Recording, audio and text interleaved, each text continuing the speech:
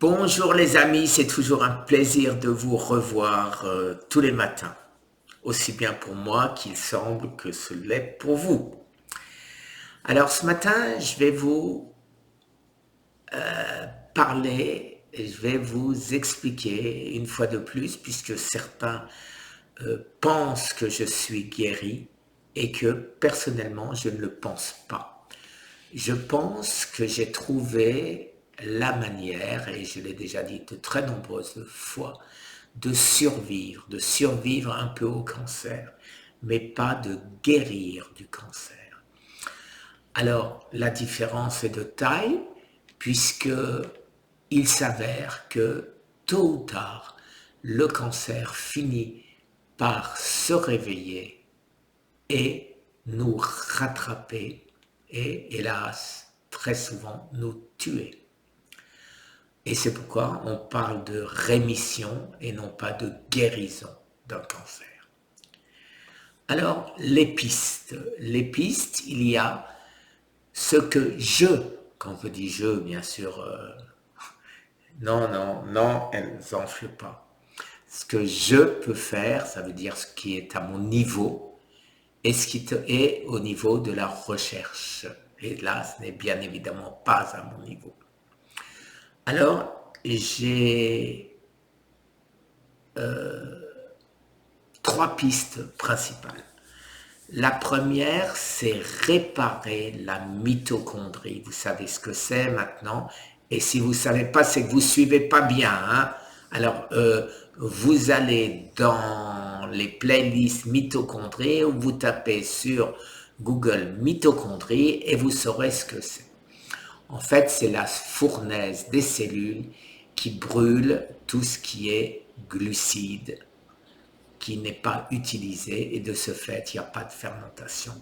Si la mitochondrie fonctionne correctement, eh ben, il n'y a pas de cancer.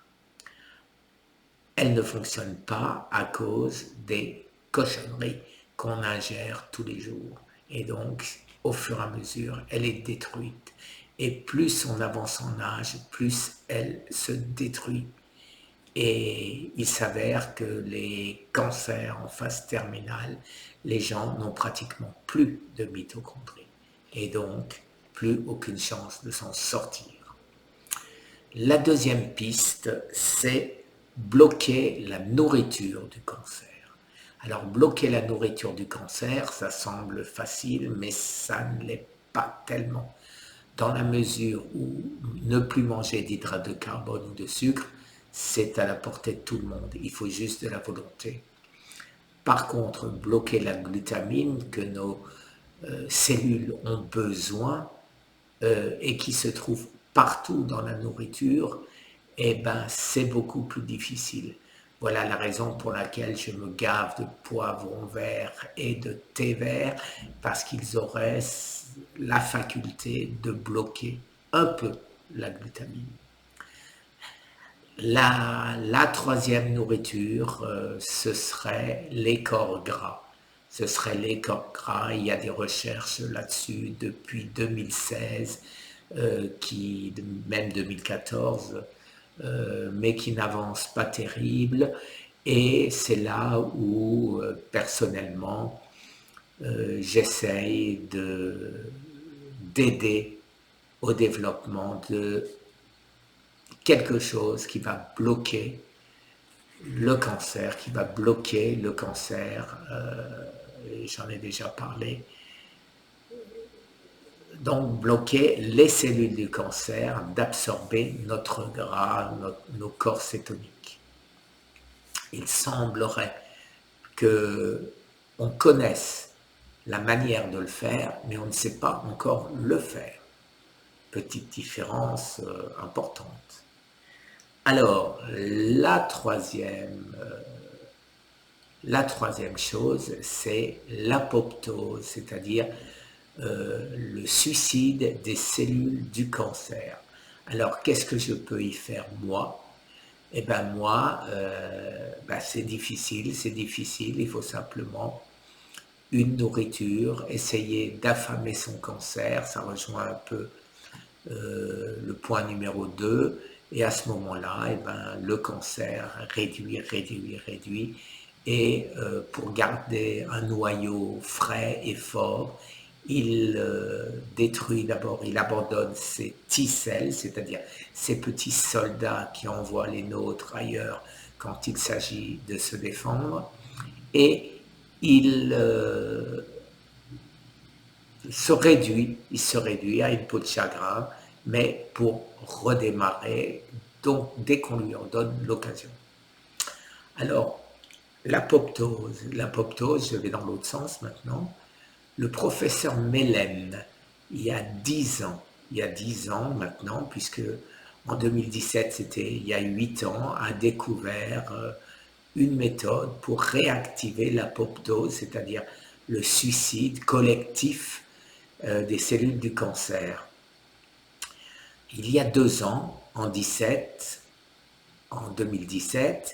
il a commencé des essais thérapeutiques sur 50 malades. Et depuis, on n'en entend plus parler. Alors si quelqu'un sait ce qui se passe au centre Léon Bérard à Lyon, professeur Mellen, eh ben, qu'il me le dise. J'ai essayé de le joindre, mais je n'ai pas insisté. Et donc, je n'ai pas la réponse et je ne sais pas ce qui se passe exactement à ce niveau-là. Mais 2 ans après, pas de nouvelles, c'est pas très encourageant. Alors, donc, l'apoptose, c'était la seule piste, c'est Mellen. Bloquer la nourriture, bloquer la manière dont s'alimente le cancer.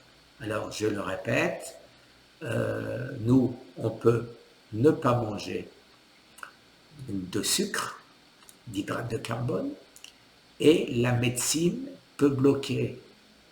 Thomas Seyfried avec le don, les cellules du cancer ne pourront plus prendre de glutamine comme nourriture, et les recherches en cours sont empêcher la cellule du cancer de manger notre gras ou les corps cétoniques. Et à ce moment-là, eh ben,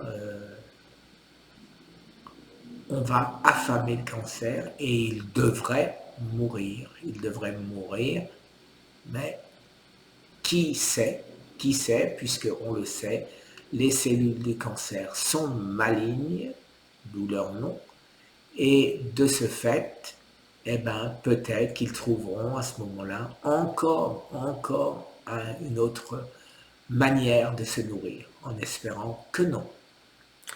Alors, la mitochondrie, effectivement, la mitochondrie. Alors, on peut faire une mitochondrie de remplacement pour aider, d'où ma prise du traitement métabolique et de bleu de méthylène. Et les chercheurs, eux, arriveront bien un jour à réparer la mitochondrie, vous le savez, puisque on a découvert qu'il existe une mitochondrie aussi active, vivace dans le sang. Et cette mitochondrie, eh ben, il faudrait arriver à la développer, à faire qu'elle remplace la mitochondrie déficiente que nous avons dans certaines cellules, en particulier les cellules du cancer. Si on y arrive, eh ben, il y aura réoxygénation du milieu ambiant du cancer, et de ce fait, puisqu'on va brûler le sucre, et donc quand on brûle le sucre, eh ben, il n'y a plus de fermentation. Donc, voilà la recherche encore, là où moi, quand je dis moi, c'est nous qui ne sommes pas professionnels, nous ne pouvons que nous reposer sur la recherche. Mais, le gros mais, c'est que Marie Curie, c'est que Léon Bérard ont demandé des subventions. ont demandé des subventions pour aller dans ce sens, c'est-à-dire des recettes plus métaboliques pour soigner le cancer que génétiques. Eh bien, ces recherches, ces financements sont refusés. Sont refusés. Pourquoi? Eh bien, c'est pas à moi de le dire, je n'en sais fichtrement rien. Donc, que faut-il faire? Que faut-il faire si nous voulons rester en vie, nous malades du cancer qui évoluent, les 200 000 nouveaux cas tous les ans, les 650 000 aux États-Unis, les 9 600 000 morts chaque année du cancer à travers le monde, que devons-nous faire? Alors, si je ne demande pas d'argent, bien sûr, qu'est-ce qui se passe? Eh bien, je ne peux pas. Je ne peux pas aider à la recherche. Je ne peux pas essayer de développer à mon petit niveau quelque chose pour m'aider, pour nous aider les amis. Alors en deux chiffres, c'est facile.